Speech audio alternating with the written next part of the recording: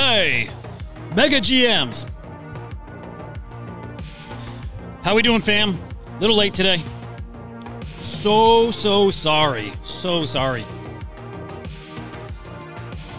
Hope you're great, though.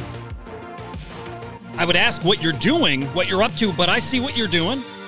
I see you buying out there. I see this market up again. What is this, 3 days in a row? Got a secret for you. I love it. Keep it up. Check us out, baby. Up over a percentage point. And again, this is going on a couple days here. Looking great. 7 days. Still down. But not quite as bad as we were. Was that 1.13? I can't see. I know. I'm an idiot. I can't see anything. But you know what we do? We power through. Power through. Your top 10. D-Market, followed by Yui Minjun.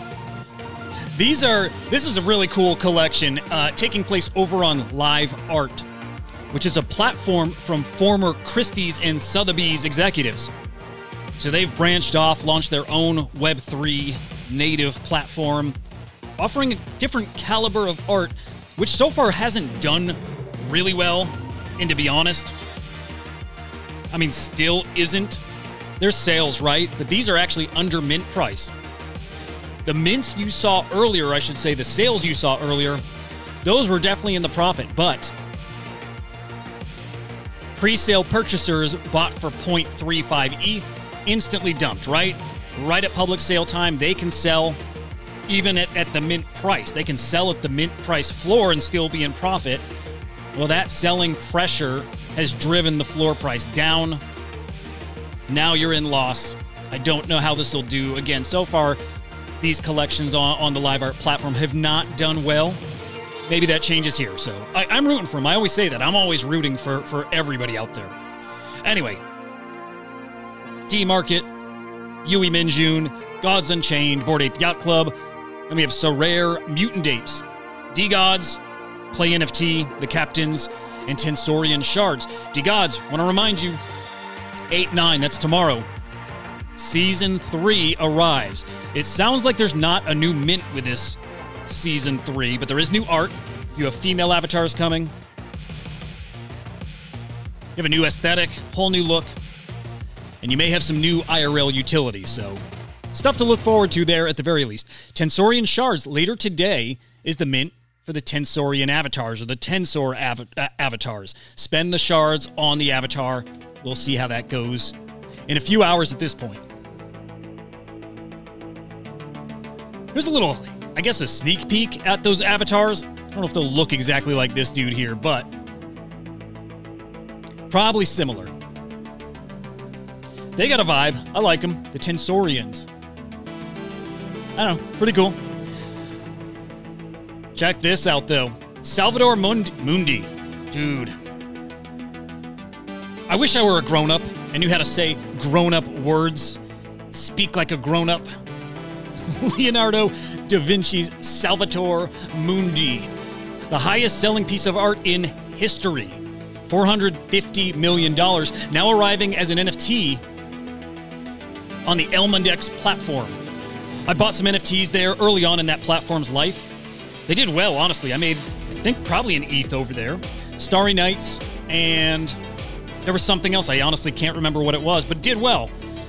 The market's changed. I don't know that there'll be profits in here, but this is an official NFT. It is licensed.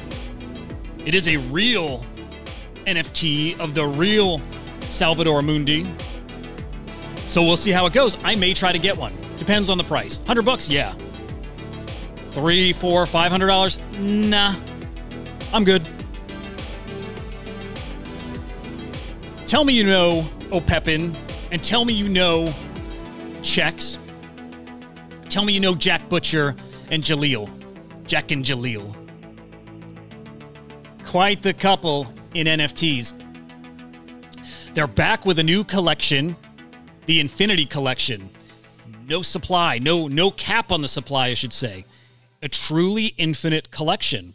Best part, woo! Best part, it's free. Okay, it's 0.008 actually, but at any point, you can get your Ethereum back.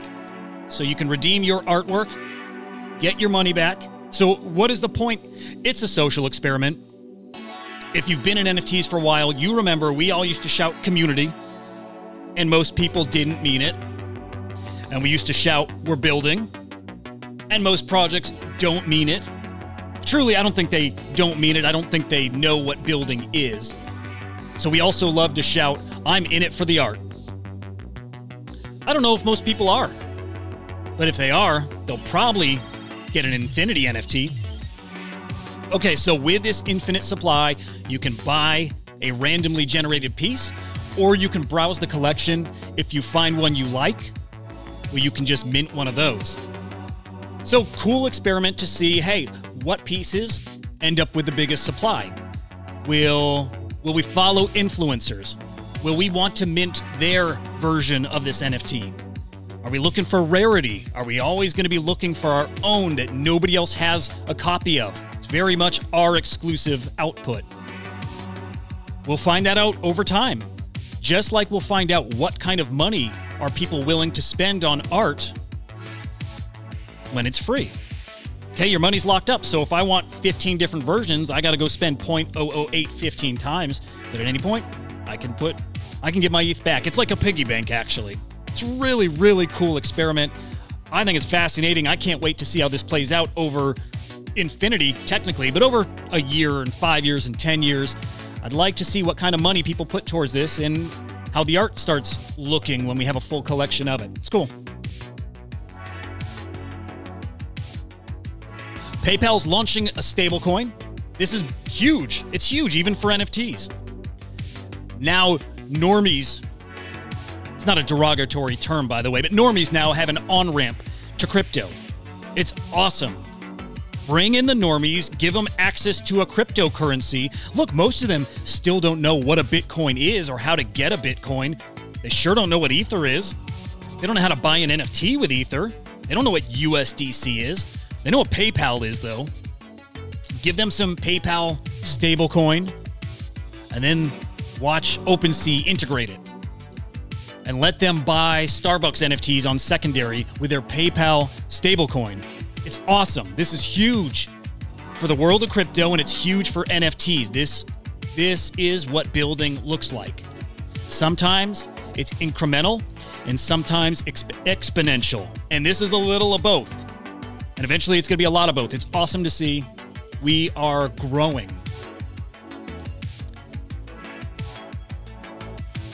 PixelVault with their reboot protocol, Reboot GG. I'm still not exactly clear on this.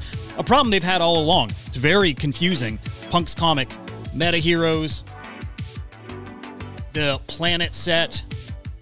There's so much more to it. Their POW token, their Punk's token. There's so much to their project. It's so confusing. And now they're rebooting their gaming ecosystem over on Arbitrum. Yesterday, they announced a token called GG. It'll be the core token for their world, for their platform.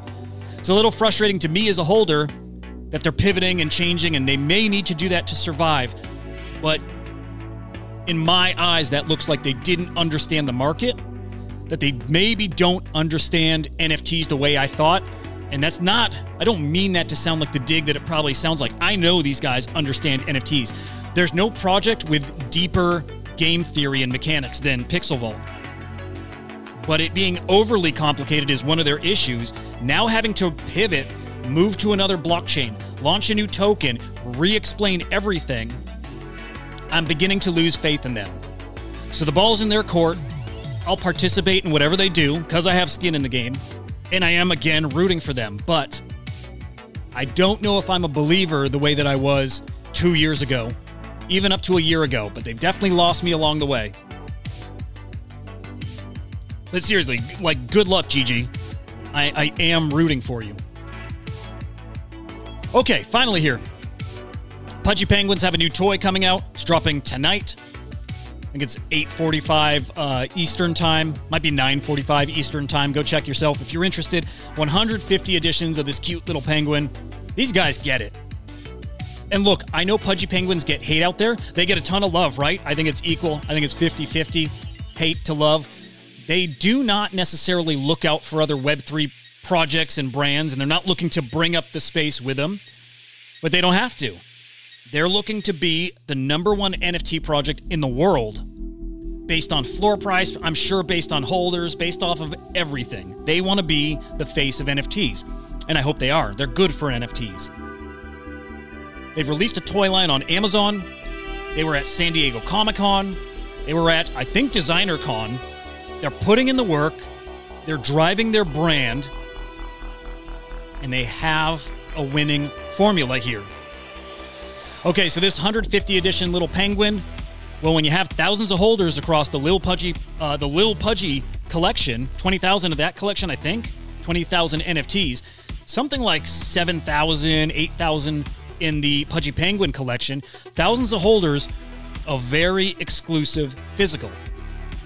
So instead of adding more to the ecosystem, they're adding little tiny bits more.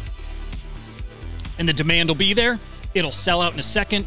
I will be at my PC, F5, F5, F5, over and over, because I need it. I'm not even a Pudgy Penguin holder. I had a little Pudgy for one day, and then I sold it. For a good reason, but I sold it. And I'm going to get back in. I think they're great. Right, was that really it? Yes, okay. I got to play Rec League yesterday. It's... Ooh, almost dropped an F-bomb. It's awesome. It's awesome. This game is going to make it. This game is pretty darn fun. I'm going to show you some footage. I'm going to walk you through as quickly as I can how it works and kind of the mechanics of it. Let me zap myself real quick. I for real can't see. It's so stupid. Okay. Hang on. Hang on. Go back. Go back. Come on, Huda. Go back. Okay. You have your mech selection screen. These were all pre-built. I don't believe you could pick out different moves. But you have an assortment of 6 moves. I see all these stats, right? Every mech, I believe, will work differently. Different levels of energy and defense and whatever. So each mech should be unique based on the parts of your mech. Again, I couldn't change any parts, so don't know how exactly that'll work and the degree of difference you'll have. We had pre-built Coda mechs. I think there was some Bored Ape mechs in there too. I don't know what the rest were, but they were all awesome looking. The moves, 6 assorted moves per. They were all a little different. There was some variety, and 2 special moves. When you start the game, you are dealt out 4 moves. Then it becomes a game of tug-of-war, basically, with using the moves and saving up energy for defense and for your specials. So here we go. Let me turn my music down here.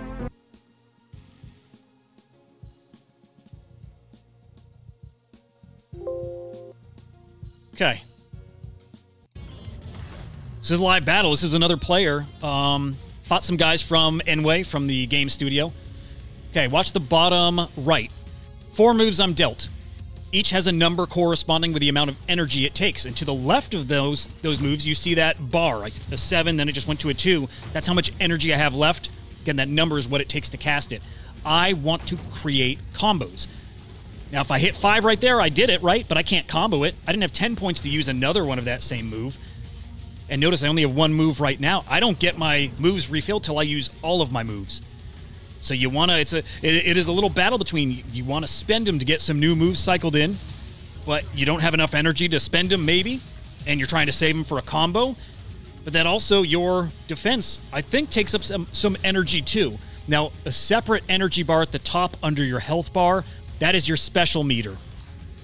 When it fills halfway, you get one of your special superpowers, and when it fills all the way, you get another super. That's it. It's a slower game than you would think in a good way. You need to be methodical. You need to do your combos. You need to counter. You need to be mindful of your defense. Very much like, let's say, Mortal Kombat. Have you ever played Mortal Kombat and you run in and you just are mashing the jab button and you're mashing all your buttons? You can probably win some matches, but you're not going to go too far. Instead, When you play it a little more like chess, you slow down, you pick your shots, you learn how to counter, you learn how to string together combos, right? If you've been in that zone, you know that's a different way to play the game. That's how you play this. Slower, more methodical. And when you play that way, you're going to enter that skill level of the game. And that's where there'll be some profits. On-chain rewards for placement on leaderboards. On-chain rewards for tournaments. And look, even if you're not super skilled, it was pretty darn easy to wrap my head around how the game works. I think you'll be more skilled quicker than you would think.